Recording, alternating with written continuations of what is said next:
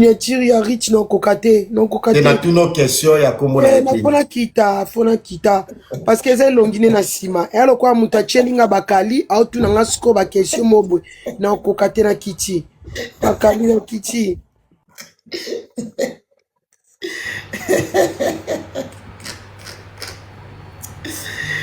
sikoyo tango rita tikala mutakala lobi kuna ami boma bon pesa pe conseil na moni bokomiana eza chez les parents non c'est pas ça une bonne raison tala bon confondre makamute tant que tu habites encore là-bas t'as une chambre là-bas et ça pas na yo et ça te non ce qui maman na yo omona ki alanda tiki sanité il faut ka ye ayo sur la sani non on les a raison te de pono bon sa place au douche ango so eza chez les parents ce douche ango eza ba parents de yo ovana nanda ko na te yo sur la gâté mais tu utilises ça aux autres contribuer na kati aux autres utiliser yango pono bon sa yo singa forcément parents gâté bon longola molimo wana qui n'a pas parce que là chez les parents on a pendant que tu es encore là on a droit à kobongisa et ça pas maillot et ça raison te bana poto mingi généralement besoin de négligence wana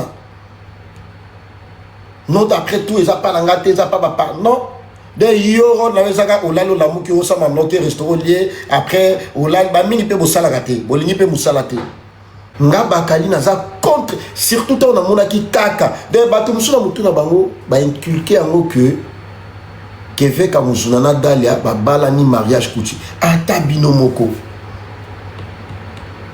ata binomoko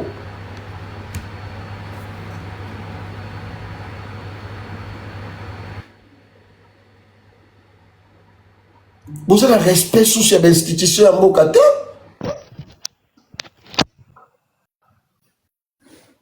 Bakali. Oui, Bakali.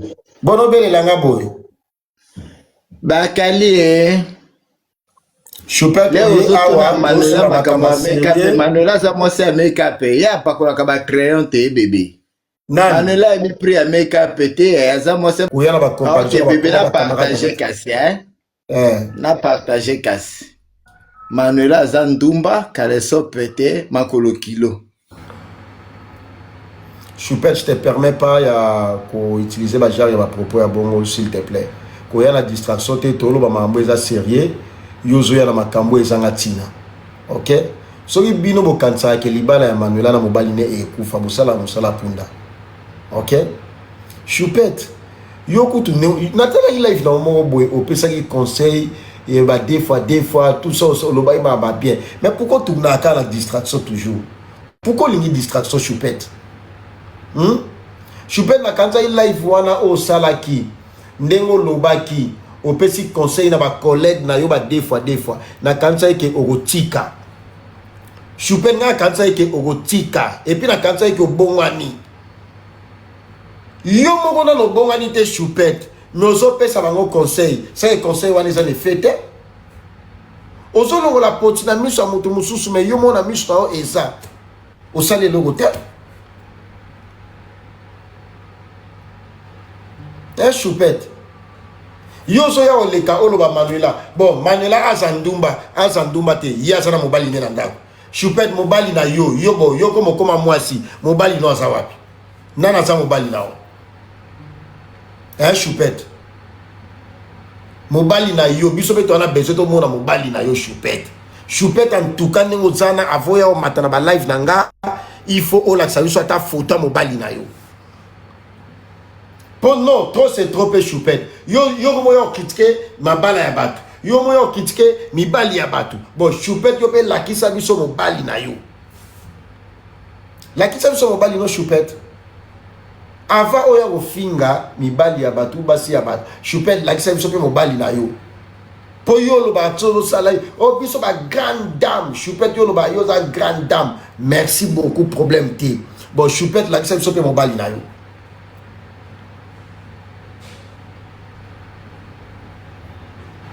Tout le monde sérieux, puis là, tout le monde a un conseil. Yo mata, Manuela Soka Salini.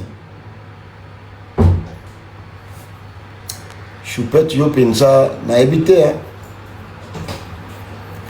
N'a habité, puis là, yo choupette, franchement. Attends, tu vas si j'ai la banque, na bango, ya ka obebi ça, oyolo bakama besanga tina.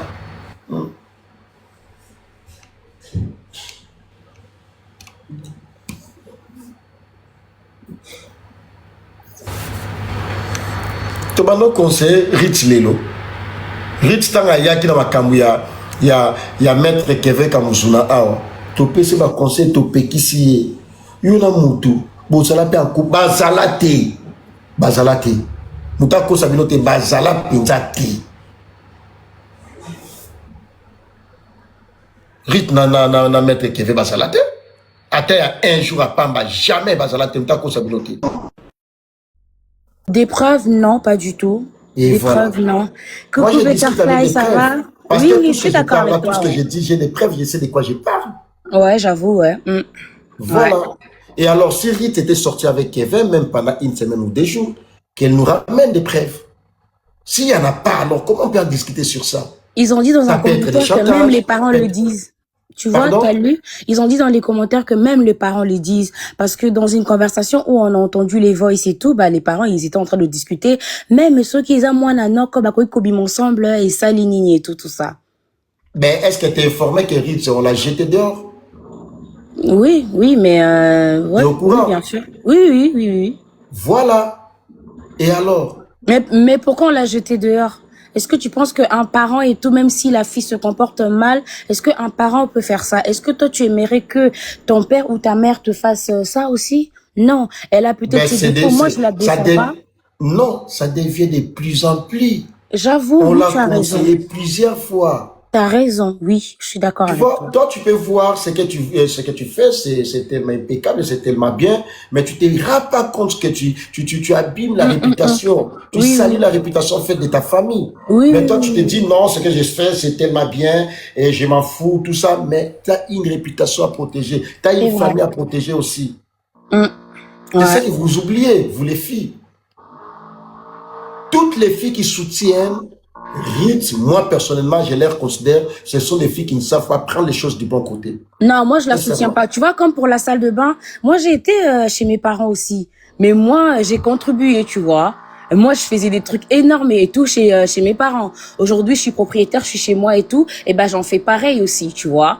Donc, moi, je peux pas cautionner une salle de bain comme ça, de sur quoi tu l'envoies à un boug, à ton mec. Mais déjà, comment on a eu aux salités, je suis désolée. Voilà. De toi-même et tout, de toi à moi et tout.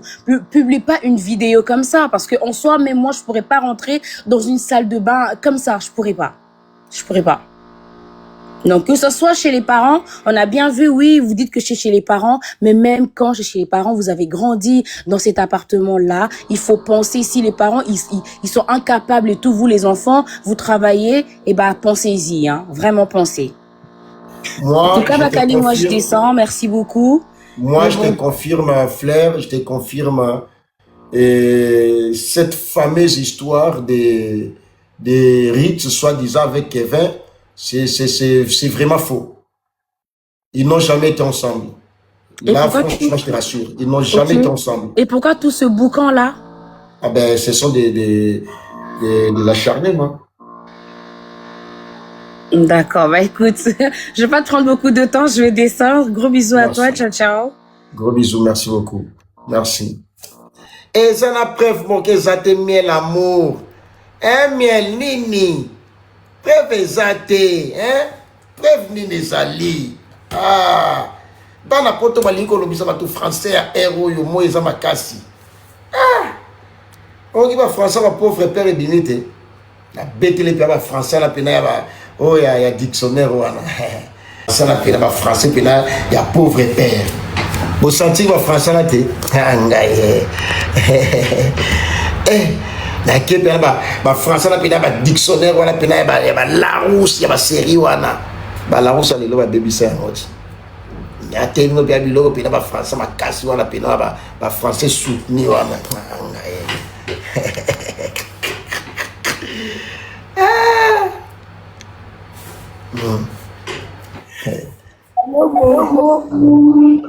Oui, allô, bonjour.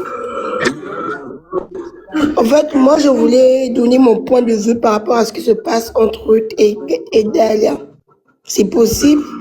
Allez-y, madame, on t'écoute. Merci beaucoup. Déjà, Ruth, Nandé n'a pas de réseaux sociaux. Ruth a Ton intervention n'est pas en français, Ah, en parce fait, que ta intervention est en français. Ok. Ruth, lorsque je la vois sur les réseaux sociaux, c'est pas une mauvaise fille. En fait, Ruth, c'est le genre de fille, en fait, genre, en fait, lorsque, ce a coûté une déception, bien, mon bal a décevoir, a surmonter ma émotion a été.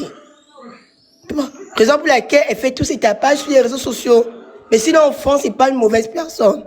Maintenant, Dalia, papa, attendez, on te fait papa, excusez-moi, papa. Non, on a commencé en français. En français. D'accord, papa. Attends, même histoire, il y a Dalia, na mobile, wana. Ruth abana kobimana mobile, wana, avant Dalia. Autant que tu même devant ma fille. Ceux qui ont mon ex na yo. Attends, ils ont meilleur ami, attends, soeur na yo. Et c'est là. Bakali, nga na ngina lobakaka. Rite isko aza komi boma bo Bonjour d'abord. Oui, n'a pas c'est bonjour. On est au quitté. Ok. Toujours quand ouais, désolé. Ok. Rite aza komi boma aza komi kata boé. Likola mobala ngope aza pe na mwasi na ye pe o abala légitime aza ndako. Bakali, attends. Nazo na histoire mona ina beta. Ozo ya la distraction. Wana ki ozo loko so na Manuela. Manuela la femme mariée, yo za mariée. Ngai Manuela pi femme mariée. Mobali no za nani? Bon, Choupette, yo na toka na micro po anini. So ozo poser la question. Da tout no question mobali no nani? Mobali na nga liboso abalanga na ndako alibalo na zalaka. Mobali ya mibale ezalaki yo na boya yo pona maboko makasi. Na lisusu. Choupette. Ogotia la biso vidéo la biso mobile wa cha ndako. Na tia vidéo na zo sa avantage lokwa Manuela la kisa mobile ya masoko munene koleka mwasi. Na sa Osam ta distraction Choupette. Éternel, bonjour. Bonjour Neko. Faut voir le micro.